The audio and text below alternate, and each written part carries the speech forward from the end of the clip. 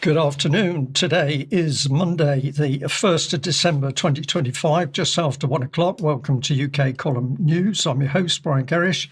Delighted to have Ben Rubin with me in the studio. Delighted to have you back, Brian. And we'll also be joined by Sandi Adams and Diane Rasmussen via video link. We've got a pretty busy news for you today. We'll be running slightly over the hour, but lots of important information to get across. Many people will be unaware that a state of emergency has been declared in UK, and we'll be having a look at that. We're going to be looking at gender and climate, because the two are apparently intimately connected. We're going to be having a look at possible war crimes with the SAS. We're going to be looking at local councils and the use of drones. We're going to be looking at climate leadership. We're going to be looking at the whiteness pandemic. You may be completely unaware that that was taking place, but it is. We're going to be taking a little bit of a recap look at juries and the intention to scrap juries. And we'll be ending with a look at the farmers' protests up in London and some fighting nuns, Ben. We need more of them. Yes. Well, let's kick off straight away. Tell us about this national emergency. Absolutely, Brian. Yes, hello, everybody. It is a state of emergency. Apparently, it all centres around this. The national emergency briefing took place last Thursday, 27th of November in Westminster Hall, where 10 of the UK's leading experts briefed an invitation-only audience of politicians and media figures, celebrities, people from faith, sport and elsewhere on the latest implications for health, food, national security and the economy. Let's hear what they had to say. Together with all the other wonderful life on Earth, we are the only known life forms in the universe. Do we want it on our conscience that we waste everything? This event is about resetting the national conversation, especially in the face of growing misinformation. It's sobering when you realise that this is the least extreme climate you will experience in your lifetime. Competition for water, food and land is rising. I am scared. I'm 63. I may not have that much longer left on the planet, but I'm scared for my own life and future, and I'm absolutely terrified for that of my son. We have seen this before. We saw it with the tobacco industry lobbying against the science, and it is happening here too. We might be a small country, but we are a great country. And I can see some great people out here, a lot of good people. But the world will be lost by a lot of good people doing nothing. So we need action. Hope comes from action. Think of all the good people we could have helped if we had acted earlier. And we can't go back, but we can avoid making the same mistake twice by acting now. The solutions make us stronger. Hope is a discipline. It needs human endeavour to make it a reality. Between us all, together, we have what it takes to create the societal tipping point that we so badly need to unlock full-scale action for the first time.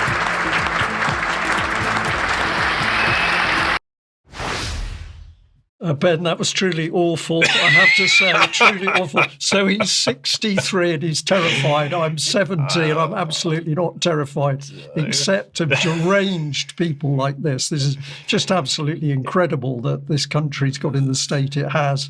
I know. We need to call these people out. They're really hamming it up, aren't they?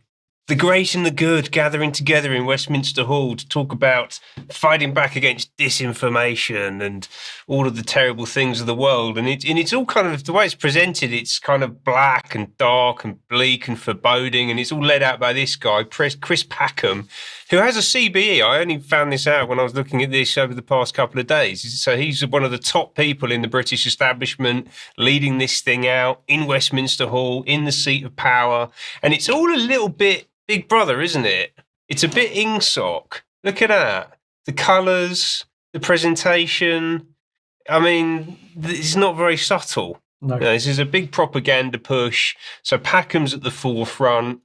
They've got 10 experts threats from nature and food security and climate and national security. So they got a former lieutenant general there. So obviously got to get the army involved because this is now a national security issue. And then people talking about economics, health, extreme weather. It's chaired by Mike Berners-Lee, who's Tim Berners-Lee's brother, is the lesser-known Berners-Lee. Tim Berners-Lee obviously invented the internet. And they're talking to quite a substantial bunch of people, actually. So there were a bunch of celebs there, faith figures. Jarvis Cocker was there. And then also this guy, I don't know if you noticed this in the film, they actually said, when he said great people, it cut to that fella. Do you know who that is, Brian? I'm afraid I don't. Is that you okay? Tell me. You tell me. I probably should do. It's Zach Polanski. Right.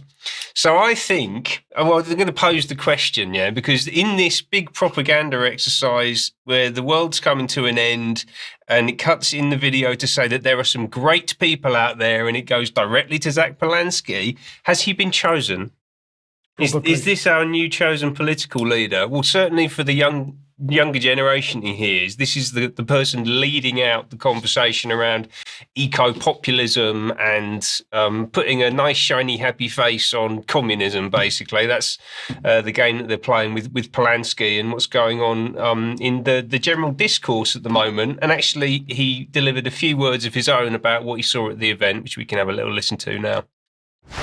I think this is probably the biggest piece of information I'd want anyone to take away from today. Taking action is not a sacrifice. It's not even a problem. Taking action is the opportunity here. There are so many wins here for any government around the creation of jobs, around the creation of warm, affordable homes, cleaner air, better walking and cycling, and also bringing communities together. We are seeing the rise of fascism in this country, and I don't think that's hyperbole. And far too often, that's because people feel politics is being done to them rather than with them. What we heard over and over in the briefing today was more and more ways that politics can be done with communities, where people can be at the heart of co-design, and also we can improve both people's lives and the climate crisis and the nature emergency. How is that not worth doing? The first action I hope any elected politician will take is to talk about this more, to make sure that when we talk about it, we are always talking about it in terms of opportunities, that yes, there is a threat, that it is an emergency, we need to be really clear about that. But actually, if we act now, there are ways we can turn this around and actually make sure we're investing in our communities. If we don't act now, there won't be opportunities because we will just be struggling to survive. The choice here is quite stark, and it's really important that all of us make the right choice. Benny's talking about fascism. He's part of it. Green fascism is what we're talking about. This is a fascistic movement. It's coloured green. I could not agree more. And he is the propaganda mouthpiece of choice at the moment. What did he say there? It's not just a climate crisis, it's also a nature emergency. And then he slips in there that we're going to create loads of new jobs, which are all going to be funded through extravagant borrowing. He was actually talking about tripling the public debt last week, saying this is a great way for us to rebuild the economy is by going to borrow a load of money from the banks. Craziness. The fact that walking and cycling is a good thing, i.e. you're not going to be able to drive. He talked about co-design, so that these deliberative processes, pseudo-democratic processes that they want to introduce. And they're positioning it as a World War II level mobilisation, and they want to have a full public briefing across all of the national broadcast networks, and that's what this organisation is pushing for. It's already begun to gain traction, so we can see here there's a few pieces of media coverage. This was shared on LinkedIn by a lady called Bianca Pitt. You can see on the right-hand side there, she's co-founder of something called She Changes Climate. Diane's going to talk about this a bit more, this kind of intertwining of gender and climate issues, and she's also tagged this person below, Sandrine Dixon de Clèves from the Club of Rome, various BBC journalists, right? So this is absolutely top-tier propaganda, globalist propaganda around climate change. You can see what they're going. I mean, we've already been subjected to the messaging around this, but look at the image here. You know, everything bad around the world is being presented in the context of total breakdown of society. And who's behind this? So it's the science, basically. So we've got a bunch of NGOs and academic organisations, and the one that really caught my eye actually was one at the bottom in the centre there, the Climate Reality Project, which is Al Gore, and he set that up with the money that he made from the film Inconvenient Truth, which came out in the early 2000s, in which I seem to remember him predicting that New York would be underwater by 2020, which it isn't, which is probably quite inconvenient for their entire narrative. But anyway, this is going to continue and they're going to keep on amping it up. So watch this space. Watch this space. So, Diane, welcome to today's news and take us into climate and gender, if you can believe such a thing. Yes, thanks, Brian. And hello, everyone. It's great to be here today. I want to start first with a very local story that was just released a couple of days ago, both in the BBC and other mainstream outlets. This is a man. His name is Ryan, and he was actually recently convicted and tried under the charges of molestation of a girl when she was 13 years old. This was held at Newcastle Crown Court. He is being held in a man's prison at HMP Durham, waiting to see where he's going to end up from here out, because he will be spending a few years in prison. The interesting thing about this story, which is the case with all of these stories that are coming out recently, is that this man has decided to put on makeup and a dress and call himself Natalie Wolf. And his/her pronouns were respected. So being called a woman while he was in court, so in the court documents as well as in the media. Now, I want to say that this relates because of the issues with gender and all of the confusion that they're putting in front of us to make us understand, who would be against violence against women and who would be against, of course, misgendering, of course, because that is also not inclusive at all whatsoever. So if we go into what I saw on Facebook a few days ago from the UN, and I posted this on my Facebook page, and I had a lot of interesting comments thank you to all the UK column members who responded to this. The UN Environment Programme reported on the 25th of November on Facebook that, quote, climate change affects us all, but its impacts are not equal. As temperatures rise, existing vulnerabilities deepen, increasing the risks of gender-based violence facing women and girls. Research shows that every 1 degree Celsius increase in global temperature is associated with a 4.7% rise in intimate partner violence. So apparently, as we experience global boiling, there will be more intimate partner violence. And they talked about the International Day for the Elimination of Violence Against Women. So, of course, no decent person would be against fighting against violence against women, of course. What I was really interested in is how they made this connection between the increase in the temperature and intimate partner violence. So they have this report on the UN website called the Spotlight Initiative report from a couple of years ago. Actually, this was a few months ago, I believe. Talking about how the climate crisis fuels gender-based violence. And so within this report, we see this enlightening infographic saying that these increases in partner violence are linked to extreme weather events, including droughts, floods, and storms. So I followed through the citations to see what they were actually citing and where they got this from. So I found a couple of academic papers that were cited in the report. The first one here is from JAMA Psychiatry, and this is all about low and middle income South Asian countries. So not exactly generalizable to the entire planet, of course, because it is already warm in South Asia, and we can't make any sort of relationships to anywhere else around the world where this is already going to be a warm environment compared to the UK or other places. It also cited a paper from 2023 in the Scottish Journal of Political Economy called Temperature and Intimate Partner Violence. This was looking at developing countries, 34 of them, and saying that an increase in temperature raises the risk of intimate partner violence, saying these could be attributable to the loss of control proxied by alcohol use and worse labor market outcomes. So, of course, alcohol use is not really related to climate, as far as I know, and neither are labor market outcomes. So I'm not really sure how that relates to the environment. But related to this, if we go back to COP30, which, as we've covered previously, it was not a success this year at COP30 at all. But they announced that there was going to be this gender action plan. There have been previous gender action plans from the UN. This one is all about climate agenda and climate crisis, and especially how this impacts women and girls. And if we go into the documentation supporting COP30's climate change and gender action plan, it says, this quote from this former UN High Commissioner for Human Rights, Mary Robinson, said, quote, "Climate change is a man-made problem that requires a feminist solution." So there's some gendered language there for you. So apparently the feminists need to go fix this man-made problem. So you men are apparently the problem. And you see this again from the UN Women saying feminist climate justice framework for action. So we have to take a feminist approach to get justice for the climate. If we look at the actual gender action plan, it says specifically talking about women in sort of communities around the world, especially in particular recognizing the contribution of women and girls of African descent to climate action. So that would not include me or anyone native to countries that are not African.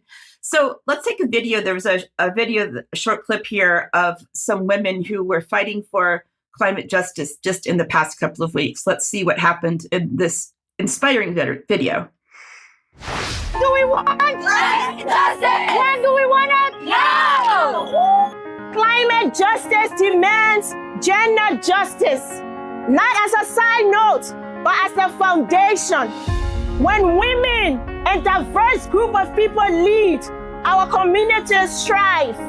This is not theory, this is evidence. We are here to demand parties in the corridors, to demand governments that the gender action plan must be bold, that the gender action plan must honor the weight of these baskets. And the forest and the God, mind the God.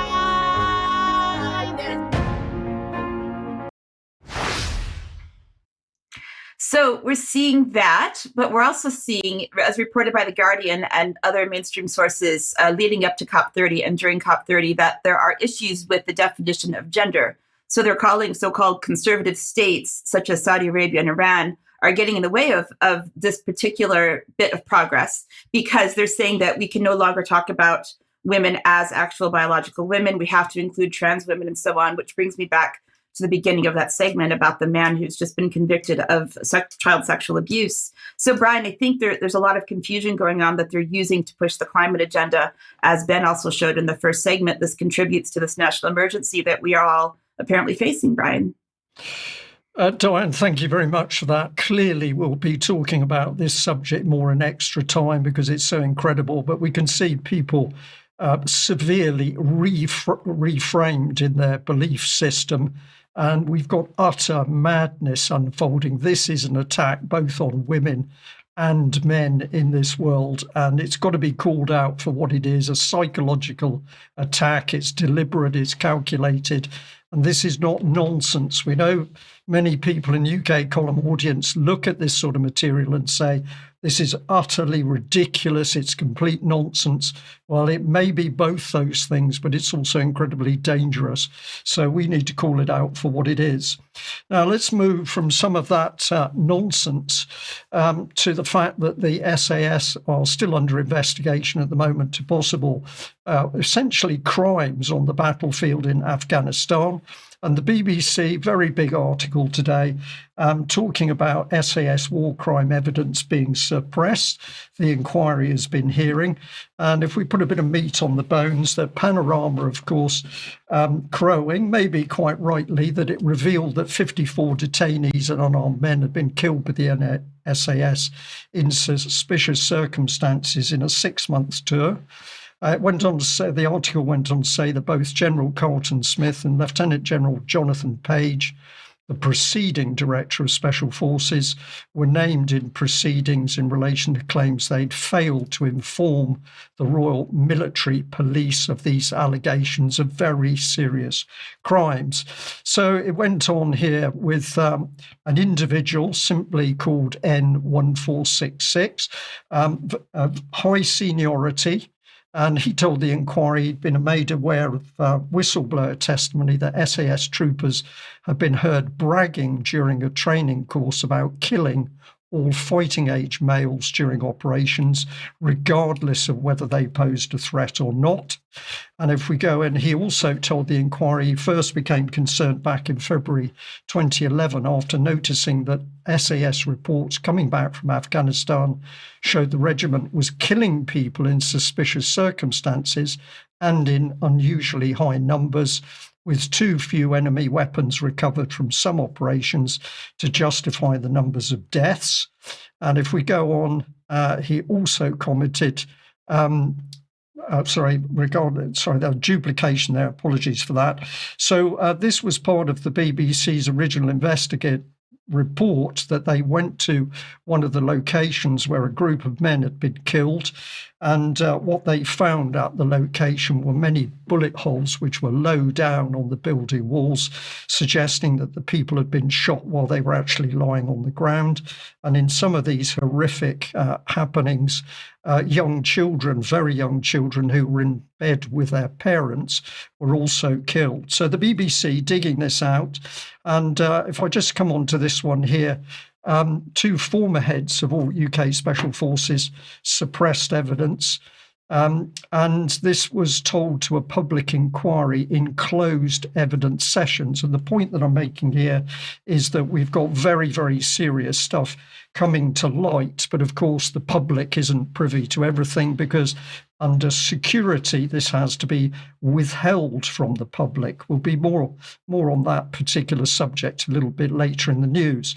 But we want to contrast the BBC's reporting of possible SAS crimes with the BBC's reporting of possible IDF crimes, which we reported on, the UK column reported on a little while ago. Now, this was in relation to a BBC report called Two Girls Shot in Gaza.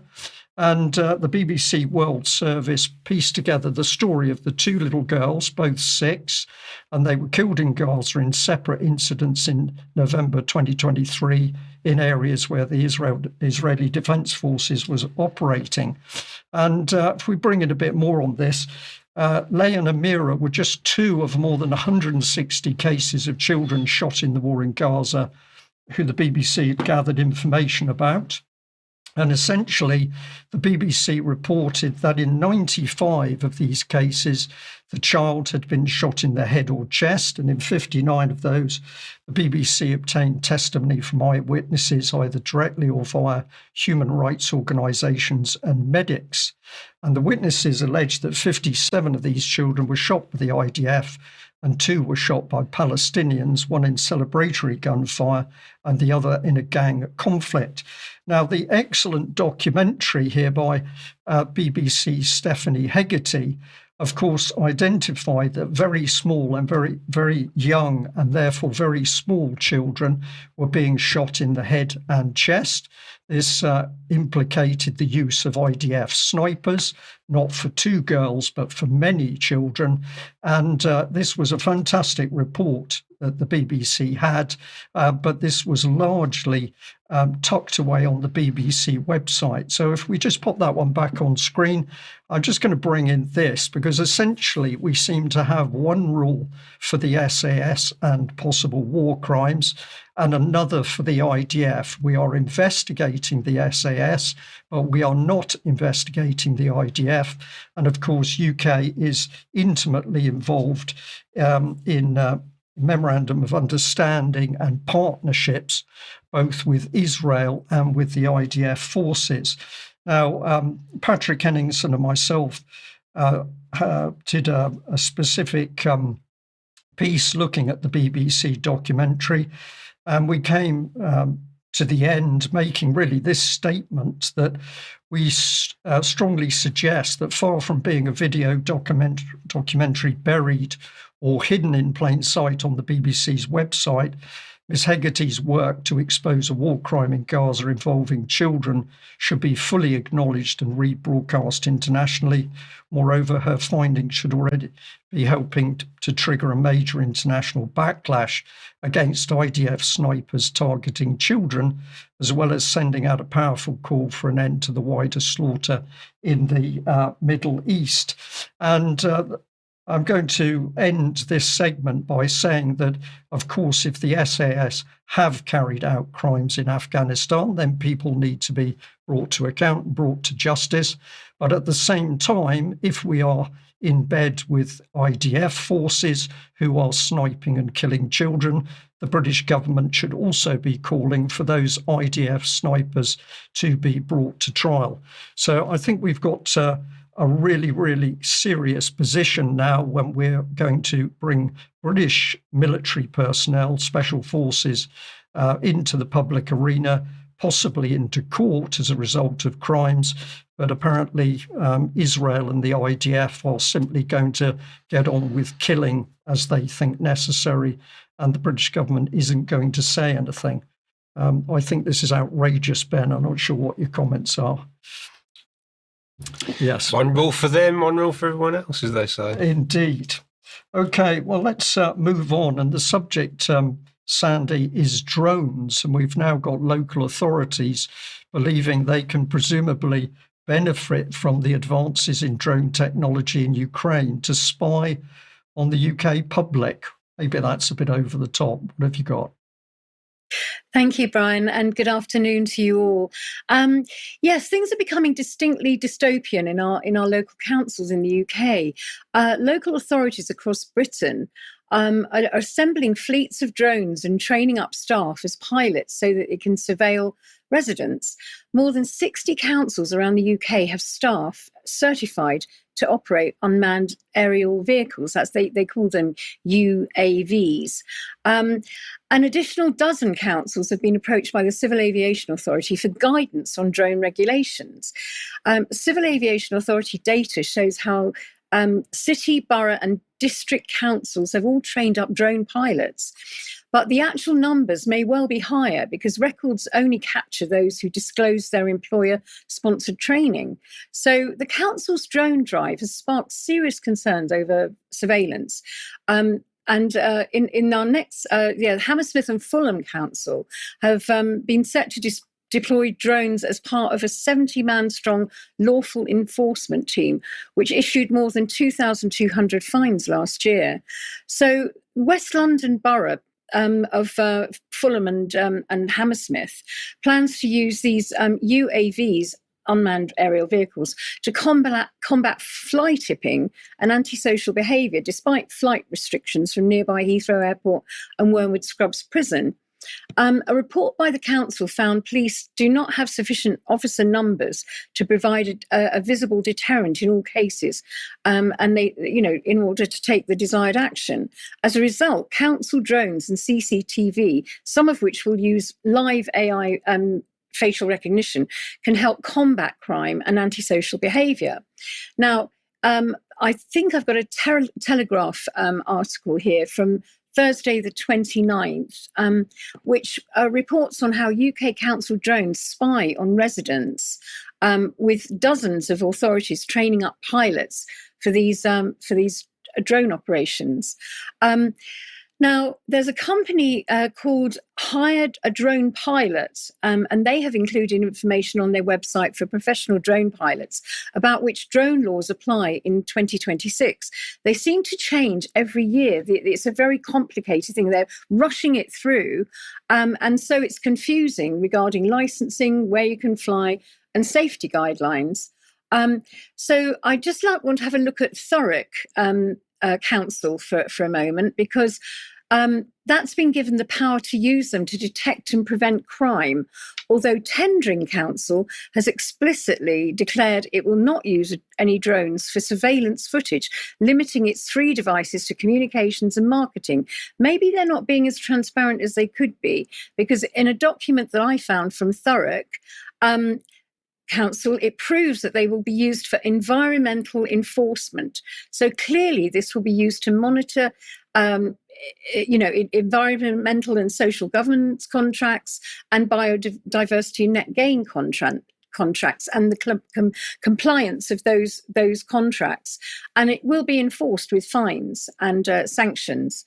So Lichfield District Council used drones for police and environmental enforcement surveillance, for planning, housing, food and health safety, emergency and licensing. Now, Newcastle City Council are using this company, it's called Heligai, which means, I suppose it's a mixture of helicopters and men, to train drone pilots. So we taxpayers are funding this. Does the normal person in the street actually know that this is happening? I mean, this has all come quite quickly, really. They've obviously had it undercover for quite a while, but they're beginning to announce it. Now, I've got a PDF here from Reading University, and it's called Ambition to Action, and it's published on. I've actually put it in the show notes. So, well, I put everything in the show notes, but do look at this because it really is. It's worth reading. It's really they're calling it from ambition to action. So this is how they're going to roll out this program. Now, if you haven't heard of Big Brother Watch, then do look at their website, as they're doing a great job shining a light on digital surveillance in all its forms in the UK. I've got this quote here from Jake Herford about the Met Police. He's head of research and investigations at Big Brother Watch, and he said it's concerning that potentially intrusive tech is being rolled out without any policing limiting how or when or why it might be used. On councils, he said there may be a role for drones in helping councils monitor flooding or conduct land surveys, but local authorities must not use the technology as spies in the sky. Britain is already one of the most surveilled countries on earth, with CCTV cameras on every street corner. We don't need flying cameras too. Councils must make sure that they do not use this technology for intrusive monitoring of their citizens just because it's possible. It doesn't mean it's something they should do. Herford's arguments are rooted in civil liberties concerns, mass surveillance, indiscriminate monitoring, lack of transparency or democratic oversight. So let's take a look at this video made by Big Brother Watch. Your local council might soon be watching you from the sky. No, not a conspiracy theory. A Freedom of Information request just revealed dozens of UK councils are training staff to fly surveillance drones. And they're not just using them for pretty landscape shots. More than 60 councils already have drone pilots authorised by the Civil Aviation Authority. Another 12 councils have contacted the regulator asking about drone laws. Translation: council officers are getting aerial surveillance capability and fast, all funded by taxpayers or with barely any public discussion. Councils insist drones will tackle things like fly tipping, antisocial behaviour, planning disputes, structural surveys and coastal erosion. And sure, some of that makes sense, but the slippery part is buried in the details. Enforcement, fines and supporting law enforcement teams. That's where the line blurs. Hammersmith and Fulham wants drones to boost a 70-strong law enforcement team, already issuing thousands of fines. Some councils plan to use the AI-powered facial recognition alongside drone footage, and a few of the areas are in flight-restricted zones, meaning councils are flying drones in places the public legally can't. Well, that doesn't sound dangerous. Big Brother Watch says it outright. This risks becoming spies in the sky. Britain already has some of the heaviest CCTV surveillance in the world. Add drones, and you've got mobile cameras that can peer into gardens, windows, workplaces, or anywhere public enough to justify it. When councils say it's about safety, they actually mean we don't have enough police, so we'll surveil you ourselves. When they say it's about fly tipping, they mean new fines incoming. Well, that just really says it how it is. Now, let's take a look at this short clip from China, and you can see where this surveillance state in the UK is headed.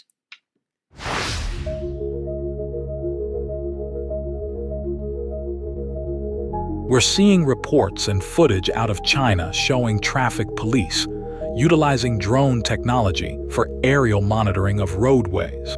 Now, on one level, this is a clear example of accelerated technology adoption in the public sector. But looking deeper, it points towards a major step in enhancing public administration through tech, what could be termed the modernization of social governance.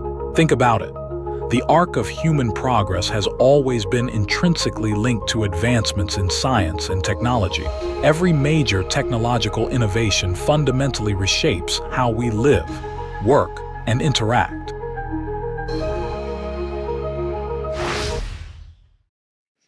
Very concerning, I think. And people, this is happening at great speed, Brian, isn't it? Anyway, back to you.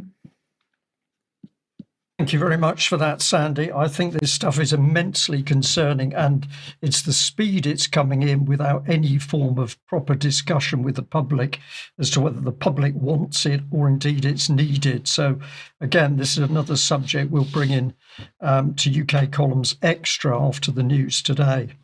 Now, as always, a huge thank you to everybody that's supporting UK Column financially. We can only do what we do because of your financial support. So many, many thanks to everybody that is supporting us on a monthly or annual basis or with donations. But if you're listening in or watching UK Column News, we need your help to keep going and also to expand. So if you're not one of the people helping us financially, please consider getting onto the website and clicking here to support our work and to come on board and help us financially. That's really important. Now, we've got a number of things coming out. We've got Germ Warfare, Contagion of Idiocy with Todd Hayen tonight at 7 p.m. And we've also got the Silk and Steel podcast tonight at 9 p.m. Is the US pivoting to war in Latin America? That's with Ben Norton, and I'm sure that will be an absolutely fascinating discussion. Diane, we've got a couple here which I think you might like to take us through. The Ditchley Foundation. Yes, thanks, Brian. There's 2 new articles that have been published recently in the past 2 days. So as the commissioning editor for written content, I'd like to mention them briefly. This one is by Mark Anderson. I believe he will probably be doing some future reporting when he's back next on the news. But he has here uncovered the Ditchley Foundation, which is related to the globalist organizations that he talks about, such as the Bilderbergers. But this is one that people may not have heard about, which is quite influential. So take a look at that one. And here's a new one from Professor David Miller. This is part 1 of a 2-part series on Dr. Emma Bryant, who is an academic in the UK. And he's using Emma Bryant as an example for how academics can easily be co-opted by intelligence agencies and used for nefarious purposes that they may not have intended to do otherwise. It's very revealing. And this is just an interview that I was aired last week, a podcast I did with Kelly Oliver Dougal. She interviewed me about my process of being canceled by academia and by librarianship and how I found my way here to my wonderful role with UK Column, Brian. Okay, thank you very much. Now, UK Column regulars will know that we've been working with Jake Fern, the artist, in order to help promote his fantastic work, painting people, but also interviewing them at the same time. UK Column team were able to get up to London on Thursday evening in order to see a special event that Jake and his wife had put on. And we've got a little promotional film clip here, which not only tells our audience a lot about Jake and his fantastic work, but also tells a little bit about the story about how UK Column has come alongside Jake in order to help him do what he does and in order to help spread the word in a little bit more of a light-hearted cultural way. So let's have a look at this film clip. Spitalfields, London. A vibrant location steeped in history. A very appropriate location for this exhibition. On show here, vibrant portraits of faces from the freedom movement, faces that have made history. All have been created by award-winning artist Jake Fern, who's otherwise known as the Righteous Brothers. And they've been showcased on his podcast, 1,000 Words. The podcast format of Jake painting his sitters in real time while having intimate conversations with them has been a resounding success. I think it shows a different side to people's characters, and I think that's what people like about it. You've got 4 hours, so it just goes everywhere and anywhere, unexpected, and then there's pauses, and you just sit there and you know, I say it doesn't matter, we can just be silent for 15 minutes, I'll paint. And tonight, we get to see Jake's work. Also here, some of those from the freedom movement who've sat for Jake, admiring the end result. When I saw it, it didn't surprise me that much because Jake and I had such a great rapport. He's such a wonderful man, and his lovely wife and son were there, that it's sort of, I think that he was painting the atmosphere.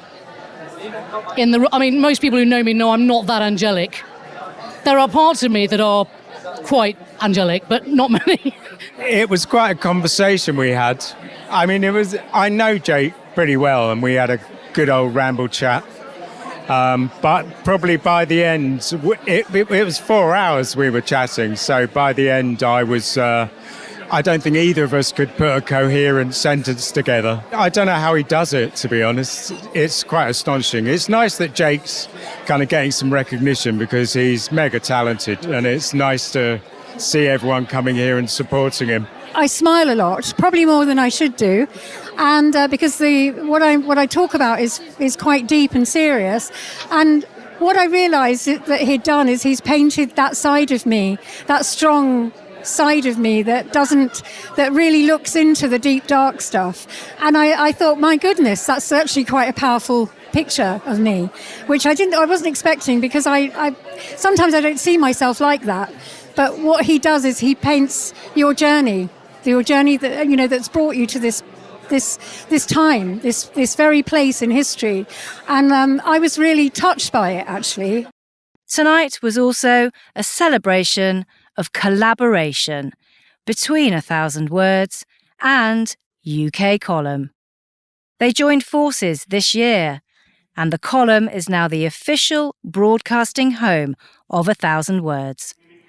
Two of the most powerful voices in the alternative movement, uniting to bring truth to the audience, but in different ways. One in an art studio with a brush, the other in a television studio with a microphone. Both equally powerful. Art can express something that the intellect can't. You're trying to make sense of the world intellectually. That's a very external process. But when you're trying to make sense of the world internally, that's more of a feeling, heart-based. So I think the heart and the mind need to work together. So I think that's the relationship with UK Column, why it works so well. I think UK Column has been the mind, and now I think it's reaching out to balance that out with the heart. What comes out in 1,000 Words podcast is the expression of the brain working in its entirety. Watching Jake paint alongside having a very articulate and in-depth conversation is absolutely amazing. But I think as we confront a world in which AI is being rammed down everybody's throats as the answer to everything, when in actual fact, of course, it's passive because people are not creating anything, I think 1,000 Words is actually a very natural extension of our core product being the news programme, because we are looking at the perhaps more prosaic sort of academic background to something, and Jake is providing the extension of what it is that we're critiquing and demonstrating how things can and, in my mind, should be done. And it's absolutely phenomenal to see these, I've seen lots of the images virtually on a screen, but to see these in the flesh, as it were, and indeed to see some of the sitters here, the resemblances are uncanny. But I think just the spirit, just the thoughts that are evoked, not just by 1,000 Words, but also the Righteous Brothers' works as well. They're so provocative and evocative. I'm sure you can pick up the buzz on the sound here this evening. It's a really electric atmosphere. It's absolutely fantastic. I am so glad that UK Column has 1,000 Words as part of its output. It's absolutely phenomenal. The exhibition runs until the 4th of December at the Truman Gallery in Spitalfields. If you can't make it, then check out 1,000 Words exclusively on UK Column. Gemma Cooper for UK Column in London.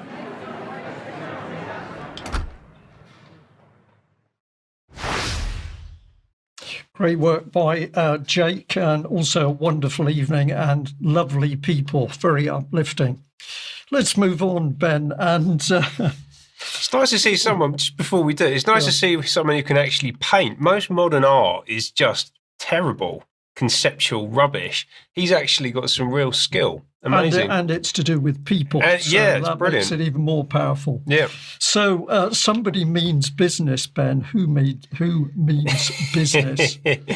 Yeah, someone does mean business. We talk a lot on the UK Column about what shall I call them? Clandestine networks of selected leaders of politics and industry and civil society, as they call it, who are reshaping society behind the scenes for the benefit of international capital and the British ruling class, in particular the royal family. Last week, we introduced you to this organisation, Forward Institute, which I framed as a kind of new common purpose type entity, which is exactly what I think it is.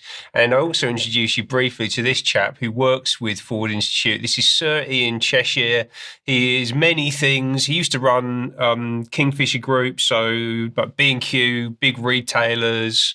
He's very close to the King. He is actually the chair of the King Charles III Charitable Fund. So this is Charles's personal charitable fund. He's the chair. And he's also the chair of the We Mean Business Coalition, which is hence the title of the piece. And we can talk a little bit about that more today. They are extremely close. So I think last week showed you this photo. So you can see here, there's Charles, there's Ian Cheshire just over his left shoulder as we're looking at it, with a bunch of other people, including Lord Debon at the top left there. So at the point that he was chair of the Climate Change Commission, and then also Sandrine Dixon de Clèves, president of the Club of Rome. So this is climate leadership, international.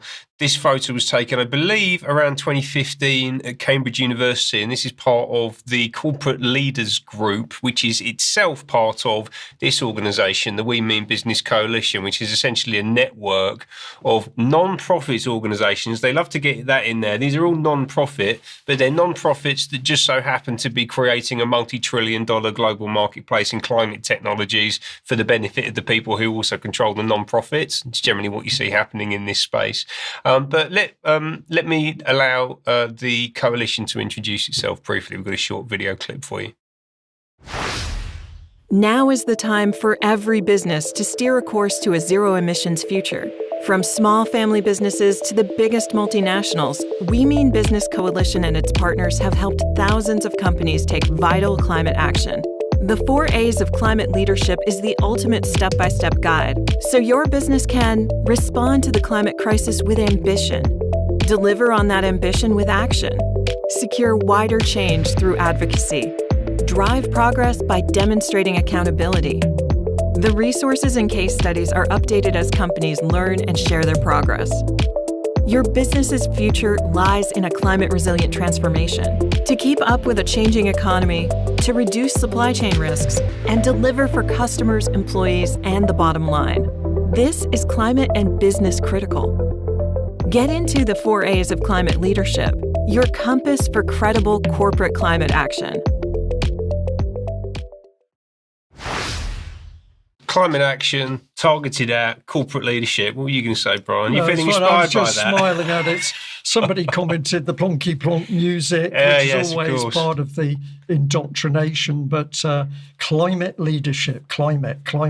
Yeah, exactly. And very just clarity around messaging and modelling behaviours and essentially directing. This is a global CEO and board level audience that this is being targeted at, and it's about getting them to behave in a very specific way, and importantly to comply, right? This is all about compliance and reporting and using that as a way to direct this global transition process that we're moving through. And I'll explain a bit more about that as we go along. So as ever, this is a public-private partnership, which is essentially a fascist system. We can get this up on screen. We can see business and policy, business, private, policy, public, yeah? So these things working in tandem with each other. They've got a theory of change, which is about collaboration between business and policy. Anyone who has a theory of change, by the way, they're on the other team. If you're watching UK Column, they're the people trying to transform the system. Theory of change, you hear it all over the place, particularly in the public sector. This is about leadership, this is about policy, this is about action, this is about collaboration across the system. There are 7 people involved in it. I'll just reference a few of them very quickly and then go slightly deeper on a couple. First one is this is BSR. So this is a network of people and ideas to accelerate the transformation process. Very similar to this one. This is Ceres, which is an advocacy group focused on North America, which is run by a former Clinton environment leader working in the White House. You've got the Climate Group, which is another lobbying network and advocacy group, very heavily involved with New York Climate Action Week. You've also got the Corporate Leaders Group. This is run out of Cambridge University, CISL, which is the Cambridge Institute for Sustainability Leadership. And that's where their photo was taken that I showed you a moment ago. Also got the B team. They're also part of this coalition I've spoken about a lot over the past year or so. That was founded back in 2012, I believe it was, by Richard Branson. Paul Pullman is involved in it, the former chief executive of Unilever. And they're very much into the B Corp movement as well. The kind of B is a consistent theme as we run through that part of the network. Then you have this thing, which is the World Business Council for Sustainable Development, which is a global network of 250 companies, and they are essentially transforming. They've set out what they call pathways for transformation, right? So you've got from energy to transportation to the food system, water, you name it. They've essentially got a template for how to transform the industry and your business as part of that industry. Right, so these are the blueprints that are being disseminated and rolled out, and that forms part of a huge toolkit. So that toolkit I just showed you is one component part of a whole kind of arsenal of these different materials, whether it's these press releases that you can issue or infographics that you can use to build the case for change or whatever it might be, that you as a chief executive can go to, and then you can present that internally, or you can use that to talk to your customers with. And that's all managed centrally through this organization, We Mean Business Coalition, and the World Business Council for Sustainable Development. A final member of the coalition is this one. This is CDP, which is the Carbon Disclosure Project. And this is all about compliance and data. It's been going for 25 years, and they have financial institutions representing a quarter of all global institutional assets. So that's $60 trillion in capital. Financial institutions sitting on top of that much money, with that much money to direct towards investment in industrial transformation, are users of this system. And they also have 2/3 of global market capitalization from the market. So it's basically 2/3 of all listed companies on stock exchanges anywhere in the world are using this tool in order to report their climate performance, so that they can then track themselves against other people in industries and essentially align themselves to this technocratic agenda that's being handed down by people who are defining policies. And this is, as I say, it's been going for 25 years. And you can see how it's developed over time to include things like the introduction of the International Sustainability Standards Board, ISSB, in 2021, to introduce SEC compliance from the US, because actually a lot of this is the SEC is the Securities Commission. So a lot of this is about financial reporting. This is the elevation of the chief financial officer into the position of compliance with climate issues. They've introduced the EU taxonomy for climate regulation. You've got IFRS global accounting standards, which are being transformed again in order to drive compliance. And basically this means that accountants are now running the world. I mean, they probably already were behind the scenes, but this is really consolidating the power of the bean counters in terms of how our society is being run. As well as that kind of core coalition, there are also a bunch of strategic partners, because this is a huge global network, right? It's absolutely enormous, vast, touches on every area of the global economic system. A bunch of these we've talked about before. The Climate Pledge, that's the Jeff Bezos's thing. You've got Mission Possible Partnership. That's a bunch of the big tech companies. All of this aligned to the SDGs and that global agenda. And then there's a network around that as well. C40 cities are in there. You can see Council for Inclusive Capitalism. That's Linda Rothschild. You've got lots of UN bodies. You've got the World Economic Forum at the bottom there. And then another interesting one that jumped out at me is ISO. So that's the International Organization for Standardization. So again, this is all about making all businesses, all organisations everywhere operate from the same template and legislating to make that the case, essentially, right? This is what this organisation is up to. It's funded by, amongst other people, the IKEA Foundation. So IKEA are all over this space, playing huge amounts of money into this global transition. And behind the scenes, is kind of where we started, you got this fella pulling the strings.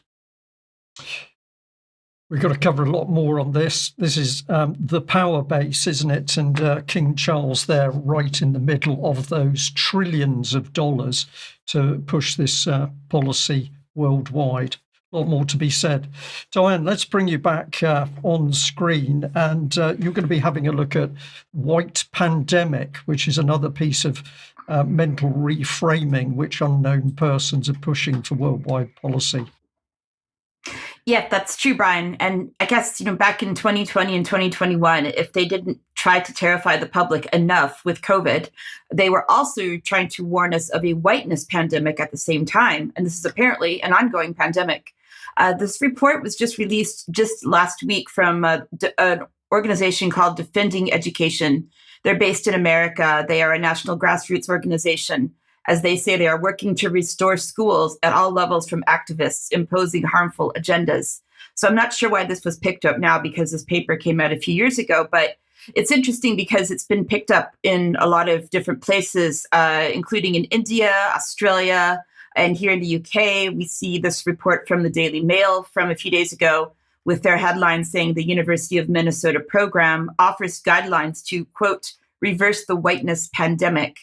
And this is an organization, as we said, from the University of Minnesota. What's interesting about it is that they are called the Culture and Family Life Lab. So they appear to be rooted in psychology, not in any sort of medical epidemiology. But they talk about racism being an epidemic, according to the Center for Disease Control in 2021. That can also be considered a pandemic given its large cross-national proportion and spread. And that is according to the American Psychological Association in 2020. And they said, however, there is another pandemic lurking behind and driving the racism pandemic, the whiteness pandemic. So it's like a pandemic behind a pandemic. And so it's really interesting just to see exactly how this language works out. So let's look at this paper that was cited as part of this report. The paper was published by the American Psychological Association in a journal called American Psychologist in 2021.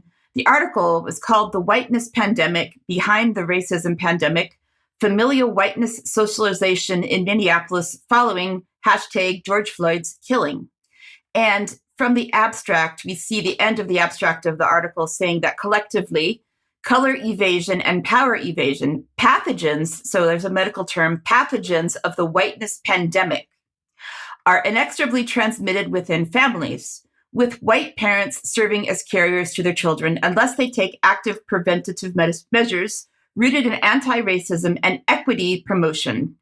And so it talks about, if you read the impact statement from the article, which I won't go into in detail, but you can read the full article yourself, talks about the George Floyd incident, Black Lives Matter, children need to be color conscious, and parents need to be aware of this. Now, the interesting thing about this paper is that it wasn't just published.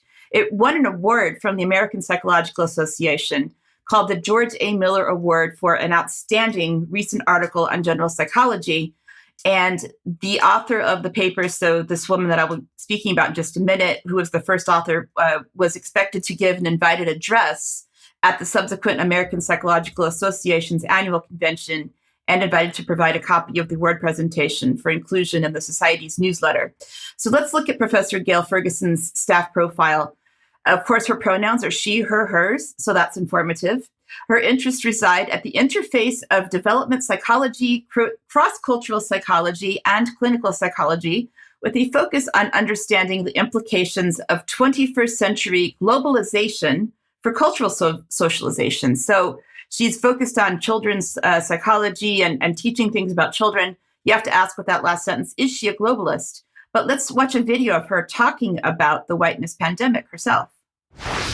We posit that there is a whiteness pandemic behind the racism pandemic, and that this begins in the family system where young children are socialized into the culture of whiteness within white families. Our first recommendation is to remember that the whiteness pandemic is a pandemic. If you were born and raised in the United States, especially in a white family, then you've been raised in the pandemic, and you can play a role in halting and reversing this pandemic. We have two specific recommendations to that end.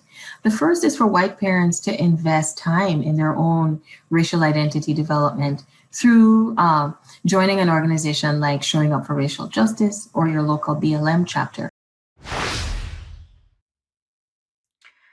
So, Brian, I don't know what you think of that, but to me, it's just another form of indoctrinating children into being afraid or being ashamed of who they are, being afraid that there was another pandemic going on at the same time. And, you know, frankly, what is this doing to the minds of our children? Utterly incredible, and so much to talk about there, particularly when we have a look at problems that Black families are facing in America. But again, we haven't got time in today's news. We'll see what we can do in extra and in the coming weeks. Now, just very quickly, I just wanted to bring people's minds back on the fact that in UK, we've got a very serious movement to get rid of jury trials. UK Column News has already been talking about this, but we really need to keep it at the forefront of our minds. This is Parliament politics here, talking about Lammy wanting to scrap jury trials. And of course, the excuse is COVID created such a huge backlog that the only way of dealing with it is to get rid of juries, bring in AI, and get these hearings over with as soon as possible, just in front of a judge. But I just wanted to highlight here that, of course, the Leveson so-called independent review of the criminal court focuses very much, in my opinion, on the front page with the Talmud, when justice sleeps, justice is cancelled. And I think we could have a long conversation about whether we should be looking at a Christian influence to justice in this country and common law, or whether we should be heading in the direction of Leveson's Talmud, but that's probably a discussion for another time. But UK Column has covered a lot on this subject already, and in particular bias in the court system. This was from last week when I was talking with Patrick Henningsen and guest Basil Valentine, looking at how Palestine Action had been dealt with by a manipulation of the judge. He was taken off the case and a panel of 3 put in. But also, let's remember the Covert Human Intelligence Sources Criminal Conduct Bill, which came in October 2020. And this article on the UK Column website, not only saying what the bill was to do. There's no express limit within the bill on the type of criminal conduct that can be authorised. I'll read that again. There is no express limit within the bill on the type of criminal conduct that can be authorised. So this is the government giving itself and its agents the power to break the law. That being the case, Ben, I'm going to suggest there is no law. But also we want to highlight that the military were part of the agents who were to be enabled to break the law. Now, think about where we started at the beginning of today's news, talking about the SAS and possible crimes on the battlefield in Afghanistan. But under this law, it was quite acceptable for the military to actually be breaking the law. No law in the UK, therefore, how can we stand on the international stage and criticise other nations for what they do and do not do in their own countries or in their operations and involvement with other countries and overseas? Again, much to be discussed. Sandi, let's bring you in. We're going to end on positive things, so we're bringing in a lot that's wrong, but it's a fact that many people are starting to stand up and challenge the system. And tell us a bit about what the farmers were up to in London. Well, yes, I wasn't expecting to go up on Wednesday, but I did on the request of some of the Devon and Cornwall farmers who I've been in touch with. Now, things did change in Whitehall because the plan was, and they'd been planning this with the Met Police for a couple of months, was to for the Met Police would allow them to bring their tractors into Whitehall. They were even allowed to drop 6 tons of compost outside the gates of number 10, so long as they swept it up afterwards. That was the agreement. At the last minute, the police cancelled everything and said, you can't bring your tractors into Whitehall. And they were already there. They were already in London. So what could they do? It takes a lot of cost and effort to bring tractors all the way from the West Country and all over England. Some of them had come from up north, everywhere. And so they were told they couldn't bring their tractors in. So what do they do with them? They park them in other places, in Trafalgar Square, Soho, and all around. So this is the protest really was diminished because of this decision by the Met Police, and the farmers were furious. Now I took a few shots, and this is quite an interesting banner, Rachel Thieves, because obviously it was right outside number 10 where Rachel Reeves was going to come out having announced her budget, and of course they were all there really about most of it about the inheritance tax, and there was another banner slide, and there we have when will the government act for the British public? Now this was the mood of it all really, because they're very angry, the farmers, and they've got every right to be, they were driving around with other banners about food security. And I think the next one is, that's them parked in Leicester Square because they had nowhere else to go. And unfortunately, the police then turned on them and impounded an awful lot of their tractors. So not only had they come from miles to do this, they were then sanctioned for it at great cost. So I have 3 farmers here from Dorset, and I asked them a few questions. If we could run that video, please. Very good. Where have you come from today? We're from Dorset, West Dorset. And are you farmers? Yeah. Very much so, yeah. Very much so. Yeah, James drove his tractor up, actually, all the way, 120, 130 and they wouldn't miles. they stopped it at the last minute. Well, they didn't thought they were going to stop us. But oh, right. We're already here. Yeah. Where is your tractor? Trafalgar Square. Yeah. Turns outside the National Gallery. Who'd have thought? People said it's difficult to park in London, but you found a spot right You found a spot right outside the National Gallery. Well done. Yeah. So tell me what, I'll try and get all 3 of you in.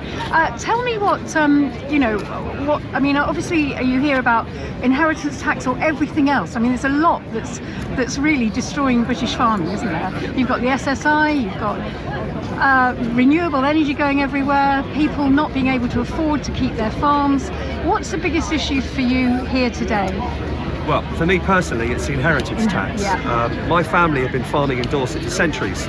Currently 130 years at our current farm. I've got an 87-year-old mother who owns the majority of the assets on the farm, 220 dairy cows and 376 acres, and she's got £1 million allowance for inheritance tax. Well, that doesn't go very far, and so we're going to have to sell land in order to pay this really cruel tax.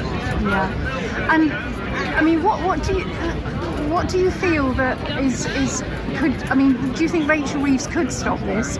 And is that what you're asking for today? Well, I think she needs to amend it. I'm all about people need to be given the time to plan their tax. I think the way around it is to have a sort of an amnesty for people that are maybe over 70 years and over, because I think the average death, the average time when people die is in their sort of late 70s, and so that 7 years is really unfair for families like us, where my mum's 87 years old with the best will in the world. She could well not make the 7 years, and we've not had enough time to plan. And you think about other families, there's farmers that are turning down cancer treatment because they know full well that if they survive past April the 1st, this is awful. It's just. And how many will commit suicide as well before April? Beg your pardon? How many? How many will commit suicide before April as well? I mean, there's already a train full going to Switzerland. Oh dear. Why should society do that? I know, exactly. And it's just not a very fair tax that some people people it won't affect, but others would get completely clobbered by it. So society should be fair. Why should we put a law like that on ourselves? It is dreadful. It is absolutely diabolical. Not a very diabolical is the word. It's Well, that's their story, and I have another two farmers, Harry and David, and they're from the West Country, talking about land use. If we could run that one. right. It's I'm Sandi Adams from UK Column. I'm here live at Westminster, where Rachel Reeves is coming out soon with the budget, which I'm sure will be the nightmare before Christmas. So I'd like to ask you. I've got two lovely farmers here. What are your names? David. David and Harry. And Harry. Now, just tell me, I mean, it's not just about inheritance tax, is it? It's about everything that's destroying British farming. Tell me what you're coming under attack with. Well, I think inheritance tax for us was the straw that broke the camel's back. I mean, we've had bad prices before, we've had bad governments before, but from my point of view, what affects us very badly is the inheritance tax. A lot of it is the inheritance tax. Right. Good prices, bad prices, they come and go. Government schemes come and go, but at the end of the day, if we can't afford to pay this inheritance tax without selling a farm, it's an existential threat for us, really. So that's... Yeah. And do you think this is deliberate? Do you think farming's being destroyed deliberately? I think there's a bigger picture here that the government would like land use for something different other than us farming. Yeah, I do agree with that. And what do you think that land use could be? Renewable energy, perhaps. Yeah. We're seeing it more and more housing on greenfield development sites and things like that. A lot of want for that. Yeah. It's all putting pressure on land use, hence driving up the value, making our asset worth more. There's an awful lot of environmental net gain sort of sales under the radar. There's an awful lot of big companies that are wanting to free up a lot of land for environmental net gain. And these are the big boys, the BlackRocks, the Vanguards. Carbon offsetting. State Their names becoming more and more prevalent at the moment. Yeah. It's guaranteed return, and especially to the big farms, the farms that are sort of owned by, there's a lot of farms owned by pension funds. Yeah. So those guys need guaranteed returns. Yeah. And solar farms and those sort of things will provide guaranteed returns for them. Whereas if the market is very volatile and there's a little to no return from actual arable farming or food production, it's very tempting for those boys to go, well, solar farm's offering me £1,000 an acre for 40 years. And what does that do to the food supply? Well, it reduces it. Exactly. And we are an island, aren't we? We are an island. Well, it's food for thought there. Back to you. Food for thought, really nice people. It seems to me that we've got to help educate them to the fact that, as Ben said, while that video was running, these people are under attack in a very serious way, but they haven't quite caught on to it. But more of that in extra. Take us to the end of the news, Ben, because we're short of time. Okay, so just a quick thank you to the good people of Stroud. Sandi and I had a fantastic trip up there on Saturday, and you can see a picture here of me speaking to the wonderful people at Project Libertas. There's about 100 people there. I was talking about wealth inequality and how to fix it. Sandi was talking about agentic AI and how utterly evil all of this stuff is. And it was a great event, brilliant people, some UK column regulars, particularly there in the front row. A fantastic use of an old convent, actually. That building was beautiful, absolutely beautiful. I'd just like to say thank you to Jane, Rhonda, Jono, Janet, and Radic, and everyone else that we met. And here's to many more. So well done, everybody. And talking of good uses for old convents, I just wanted to finish on this story, which is just fantastic. So we've got some rebel nuns.